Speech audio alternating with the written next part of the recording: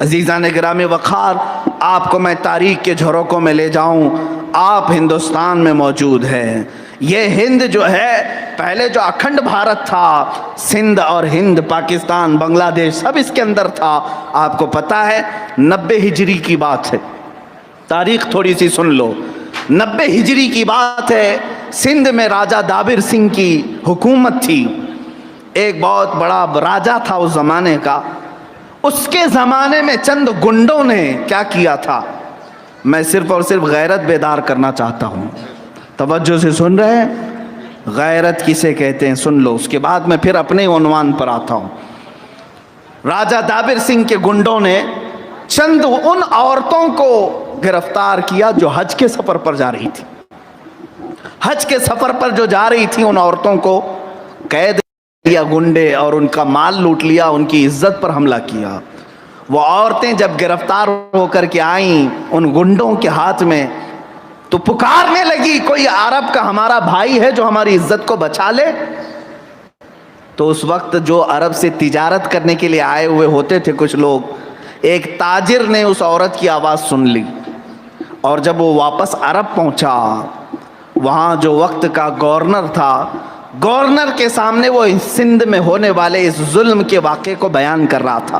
کون بیان کر رہا تھا؟ وہ تاجر، وہ بزنس مین جو یہاں تجارت کے لیے آیا تھا۔ وہ عرب میں جا کر گورنر کے پاس واقعہ بتا رہا تھا، راجہ دابر سنگھ کی حکومت ہے اور گنڈے موالی عورتوں کو گرفتار کیے ہیں، اور وہ عورتیں پکار رہی تھی۔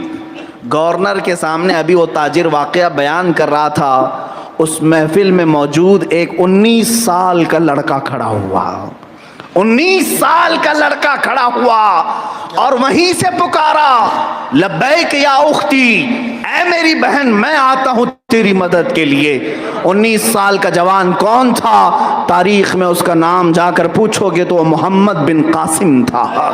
سبحان اللہ، سبحان یہ اللہ۔ محمد بن قاسم 19 سال کا جوان کھڑا ہوا عرب کی دھرتی پر۔ اس نے کبھی نہ ہند دیکھا، نہ سندھ دیکھا، نہ یہاں کی آب و ہوا اسے معلوم تھی، نہ یہاں کے لوگوں کا مزاج اسے معلوم تھا۔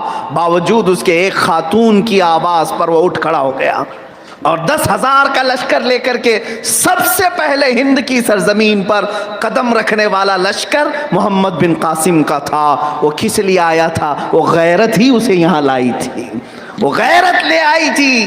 سندھ کے علاقے میں جب وہ آیا تو سب سے پہلے راجہ دابر سنگھ سے کہا کہ جن عورتوں کو تم نے گرفتار کیا، تمہارے گنڈوں نے ان کو پکڑا، ان عورتوں کو آزاد کر دو، وہ حج کے سفر پر جانے والی تھیں، ان کی عزتوں سے نہ کھیلو۔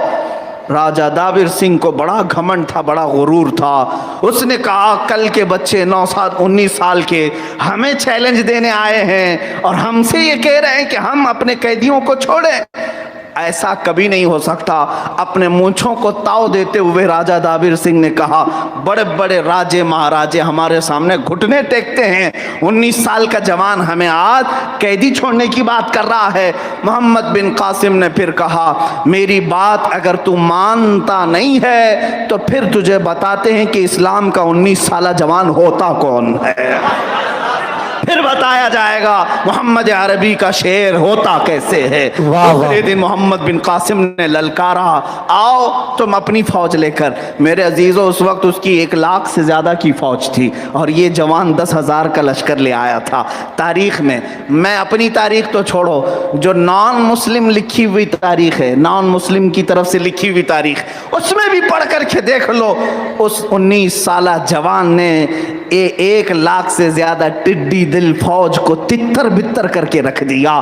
3 دن کے اندر ان سب کو میدان چھوڑ کر بھاگنا پڑا، کئی تو اس میں مر گئے، اور وہی غرور و گھمنڈ میں تپتا ہوا راجہ گرفتار ہو کر قیدی کی شکل میں محمد بن قاسم کے ہاتھ آیا، اور اس کے بعد محمد بن قاسم نے ان خواتین کو آزاد کیا، پرچم اسلام لہرایا، اور پھر اعلان کیا اے لوگو اب ہند میں اصلی امن و امان آیا ہے، امن و امان کا پیغام آیا ہے۔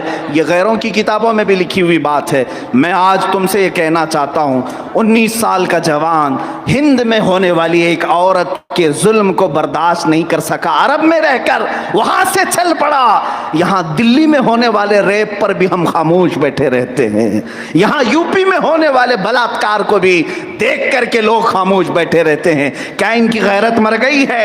ऐ मुसलमानों, गैरत को बाकी रखो वरना तुम्हें लाशों में शुमार किया जाएगा, तुम्हारा शुमार सिर्फ मुर्दों में किया जाएगा। गैरत को जिंदा रखो, चाहे वो अपनी आवाज उठा करके, चाहे वो अपना हाथ उठा करके, चाहे वो अपनी आवाज हुकूमत तक पहुंचा करके। आला हज़रत फाजिल बरेलवी रज़ी अल्लाह ताला अन्हु ने क्या ही सच कहा है, जब कभी इस्लाम पर हमला हो, रसूल पाक की इज्जत पर हमला हो, तो कोई अगर आवाज उठाए तो कुछ लोग ये कहते हैं एक आद के आवाज उठाने से क्या होता है। मेरे आला हजरत फरमाते हैं एक ही आवाज अल्लाह के लिए अल्लाह तबारक व तआला सारी कायनात के लिए काफी कर सकता है। हमने देखा है हिंदुस्तान में